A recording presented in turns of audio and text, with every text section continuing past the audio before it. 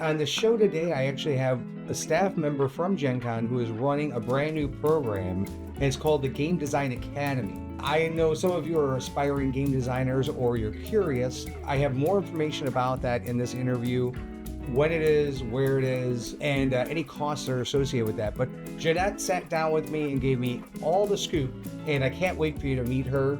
That interview starts now. Jeannette, how are you? I am well, thank you. I'm excited to be here. Thank you so much for coming on. And so for those who don't know who you are with Gen Con, which is the largest North American gaming convention. And we're here to talk about something that's rather exciting. But how long have you been with Gen Con? I have been with Gen Con for 20 years.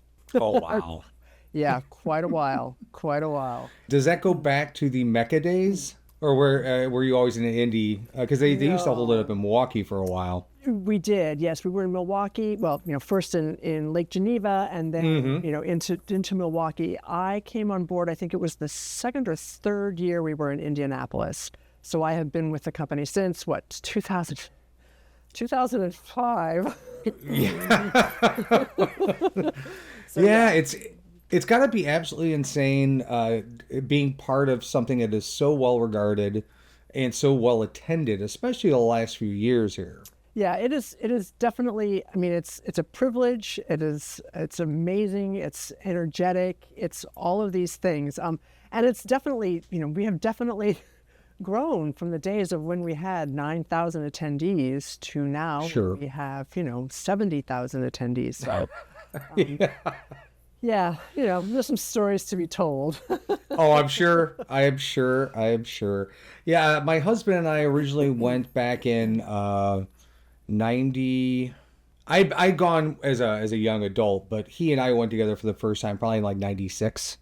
Oh, okay. But my first convention, I think, was probably 89 or 90. Oh, dang. All right. Yeah, so, I was just, not to date myself, when I would date myself, I was just in high school. So I was probably a sophomore in high school the first year that I went. Have you been going every year since, or? No, there was a long period of time there where I was really invested in my career. And so I didn't do a lot of gaming, didn't do a lot of TTRPG stuff, didn't do a lot of board gaming, was just kind of flying all over the country. And so I lost touch with it. But it's something that's found its way back in my life. So we've gone 3 or 4 times in the last couple of years. We actually went in 2021, which is a very different experience because it was 25,000 people as opposed to 80. And I'm going to say I kind of liked it. Yeah, it was a very interesting convention. Because the fact that we had come back from obviously COVID, and just sort of like the all of the nervousness of like, what does it mean to be to be with people again, to be sort of out in the open again, So it was an interesting convention to plan and interesting convention to be at as well. Yeah, I really appreciated Gen Con's take on. Even though Indiana as a whole was kind of different with their public health, Gen Con went with the science. And that was very important for our well-being and my comfortability because we were wearing masks everywhere. But it was an important thing to do. So I appreciate Gen Con's stance on that. Yeah. Well, you are here to tell me all about this brand new program, which is a Game Design Academy. And I'm gushing. I love everything I'm hearing about this. Why don't you tell me more? Well, all right. Game Design Academy has been in development for the last couple of years. Certainly, Gen Con has, over the course of at least my 20 years with Gen Con, we've always had, inklings of we need to be more involved in the game design part. Now, we used to have a program for some of the, people who've been around as long as I have. We had the Industry Insider program, if anybody remembers that.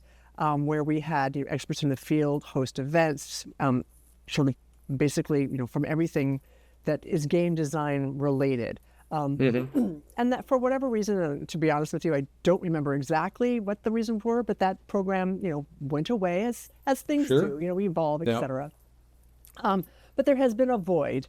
And as leaders, in the tabletop gaming industry, it was about time and we decided that we needed to actually get back into the game design aspect of things. I mean, people come come who have all sorts of, interests, whether that's just playing the game, but they also may have a game that they want to, get out into the world. If they have a game that they've thought of, but just don't know where to start. Well, we're here to help. And so Yeah.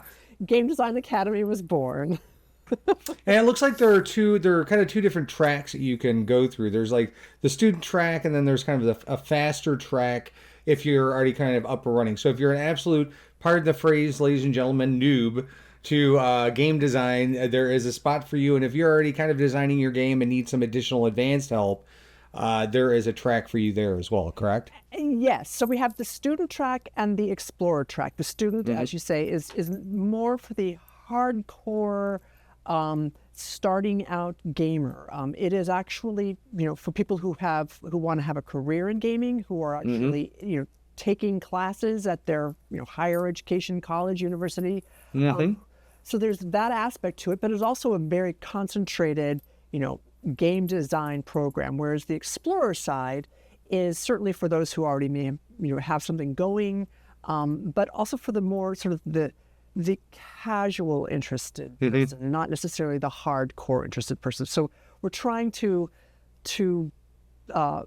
appeal to all aspects of where someone might be in their game design journey. And that's why we have these two various distinct tracks. The student track starts on Wednesday, and the explorer track are events that are hosted throughout the convention, GenCon Indie Convention. Okay. So, and the student will also participate in the GenCon Indie side of things too. But Right. Is there a cost associated with this, or is it free to attend? well, there is a cost other in the fact that you have to buy a badge. If you want to be on the student track, you have to buy a trade day badge, which is more expensive than a 4-day badge. But again, you're provided with a full day of events in and around game design. We've got some wonderful people who are helping with that, and I'll shout out to them at the end if I may. But No, absolutely. yeah. So that is the only cost involved. Now there may be for the Explorer side some additional event costs. Certainly the ones that GenCon is hosting won't be, but there might be some other people who are going to be involved in the program, whether that be a manufacturer or just someone who is running like a contract, an event around contracts, which is important to know. They may actually charge a bit extra for their events. It's sort of run like how we run GenCon Indie, in fact, where event organizers have the ability to charge additionally for their events in order to cover some of their costs. So Now you're also looking for people, and kind of in that same vein, is you're looking for people to join this program and help out as well if they have something to offer, correct? well, yes and no. So the student track is very much curated. I have two coordinators who are working night and day on getting these events in place, and we're going to be reaching out to people to host them. But with that said, and in keeping with the GenCon tradition of here's our sandbox, come and play with us, host an event, we will also be incorporating, or at least looking at some of those other events to include, as well as highlight within the game design program, so that we can elevate game design all across the board, whether that's GenCon curates it itself, or whether that's anybody from in the world can come and host something as well. All that sounds fantastic, and I feel like this dovetails perfectly in with the double exposure stuff, because for folks who don't know what that is, that's actually where people bring in their games in various degrees of completion to be play tested, and that double exposure playtest studio is a huge part of GenCon. And I actually did interview Avi from there one year. And so I think if you really want a 1-2 punch in learning how to play a game and then going and seeing what people are doing when they're mocking things up, it really is a one-stop shop. Yeah, so Double Exposure runs what we call our first exposure playtest hall, which has been, I don't even know when that started, but it has been a mainstay at GenCon. And they're, Vinny and Avi are lovely people and very much, Team GenCon. So, and when Game Design Academy was sort of conceived, I'm like, yep, that's an absolute tie-in that we must have, because obviously as game designers, not only play testing your game or having your game play tested, but play testing other games so that you can understand, oh, actually, I have that mechanic in mind, but maybe that's not the best, all the things. Like, it's just a great learning experience. So when I reached out to Vinny, he, without hesitation was like, yes, get me involved. So students for sure, explorers as well, can expect to have some playtesting as part of the curriculum. That's awesome. They'll It get just to really learn is. all about the playtest hall, because it's really an amazing event that happens at Gen Con. Yeah, I mean, there are a lot of resources there that people don't know about, and also what they bring to the table outside of that room. As far as supporting creators is something that I'm very proud of being able to talk about that at length, just because we've had our conversations. So we know when those dates are. So the student track is going to begin basically on Wednesday. On Wednesday, And July 30th this year. right. Yeah. And then the Explorer stuff is going to be kind of speckled in there. So you'll have various events that people can attend for that. So that is awesome. So when it comes to games, when you think about Gen Con and games and people who bring their games to Gen Con to maybe have gotten a play test and things like that, what is one of your favorite games that's kind of come out of the Gen Con experience? Oh, gosh.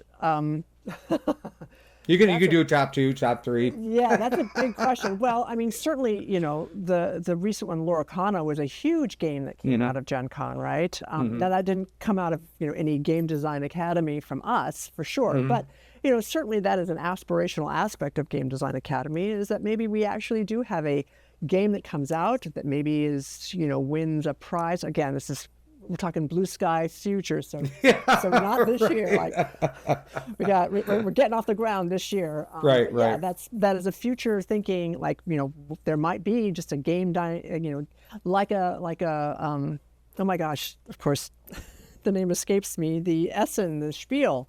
Oh, sure. That maybe there is a game, a Gen Con Game Design Academy award that gets stamped on a game, and, in year 5 or something, after all of the things, who knows? The sky's the limit. There's so much possibility and innovation. Having been through the convention as many times as you have been, do you have a favorite aspect of the convention that you look forward to every year? I do. So, my time at Gen Con has been varied. I used to actually be in the events team, and I used to manage that team. So I was very close to, the 20,000 side of events of things. Certainly, for me, and this is a little, I hold a very special place in my heart for the event that is known as Cardhalla. Which is where the people can come and they can build towers all throughout the convention, and then on Saturday night it gets destroyed, and by people throwing coins, and money is raised for the charities that we support for the year. And that there's multiple aspects of that particular event that I hold near and dear. So that is probably my all-time favorite. Yeah.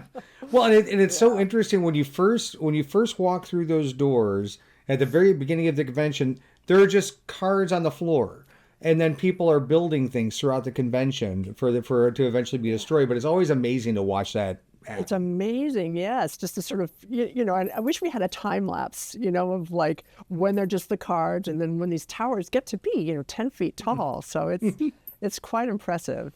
So, yeah, absolutely. I agree. Well, you guys have a lot to do because badges just went on sale.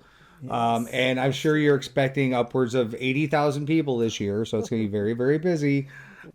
But I wanted to say thank you again for coming on and talking to me about this very exciting program. And for any of you who are interested, go to gencon.com and you can learn more about how to get entered in and where to get your badges and things like that. So I mean, gencon.com, go to programs, look for Game Design Academy. It's right there. Also, there's a Game Design Academy at gencon.com email, that is looked at and responded to by yours truly. Yeah, I'll have links down below to everything. And so yes, all that information will be down below in the description. I am looking forward to taking a gander and maybe popping my head into a couple events as well. And who knows, maybe I'll end up running into you at Gen Con. So. And if you do, and if you see me before I see you, make sure to trip me in the hallway and say hello. Yeah. I will be there. Yeah, but I know, everyone who works for Gen Con, I admire so much because it's absolute chaos. And somehow you guys, it's like herding chaos. cats. Good chaos. Yeah, it's like herding cats sometimes. So, as an attendee, and I'm sure I speak for a lot of folks when I say thank you for all your hard work, and I look forward to seeing you at the convention. Thank you. If I may, I'm just going to do a Absolutely. shout out. I want to just shout out to my fellow Gen Con coworkers. This program is by all of us, for all of us.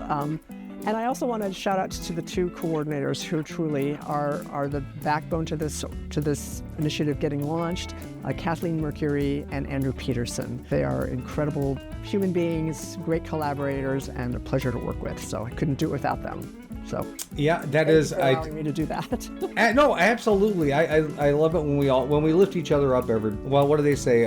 Rising tides raises all boats. Yep. I think that's right. I don't. Anyway, something like that. Yeah, something like that. But yes, again, thank you so much for spending some time with me, and I hope I see you at the convention. I'll try and seek you out, see how everything's going. Yes, please do. It would be a pleasure to meet you face to face. Absolutely. The way it looks right now is look nowhere near the way it does once we get done with it. Okay. Excellent. But I can definitely. Can you do something about this? Yeah, I wish. Oh, believe me. If I only had Snapchat filters in this, it would be fantastic. Yeah. I'd look about 30 years younger. Yeah, exactly.